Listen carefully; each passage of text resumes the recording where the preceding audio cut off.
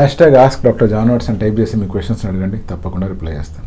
Ashish DVV, stress కనుక ఉన్నప్పుడు transplantation జరిగిన తర్వాత ఈ కొత్త జుట్టు ఫాల్ అయిపోయే ఛాన్స్ ఉందా అంటే ఎస్. హెయిర్ ట్రాన్స్ప్లాంటేషన్ చేసినా చేయకున్నా స్ట్రెస్ కనుక ఉన్నట్లయితే విదిన్ 1 or 1.5 months చాలా వరకు జుట్టు రాలిపోయే అవకాశం ఉంటుంది. మోస్ట్ ఆఫ్ ద టైం ఇలా రాలిన జుట్టు మళ్ళీ పెరిగే అవకాశాలు చాలా ఉంటాయి, ఎందుకంటే ఇది ఒక సింపుల్ టిలోజన్ ఎఫ్లూయం మాత్రమే.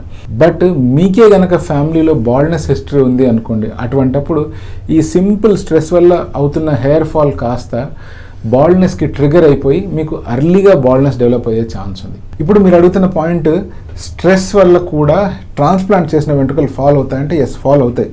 ఫాల్ అయినా కూడా మళ్ళీ ప్రాపర్గా స్ట్రెస్ తగ్గించుకునే విధానాలు పాటించినప్పుడు, ప్రాపర్ లైఫ్ స్టైల్లోకి వచ్చినప్పుడు మళ్ళీ ఆ హెయిర్ గ్రో అయ్యే అవకాశం ఉంది. ఎందుకంటే హెయిర్ ఫాల్ అయినా కూడా దాని స్టెమ్ సెల్స్ అనేటువంటివి ఇంకా స్కాల్ప్లో ఇంబైబ్ అయ్యే ఉంటాయి కాబట్టి వాటి ద్వారా మళ్ళీ కొత్త హెయిర్ గ్రో అయ్యే అవకాశం ఉంది. స్ట్రెస్ హెయిర్ ఫాల్ అనేటువంటిది ఎప్పుడైనా కూడా టెంపరరీయే.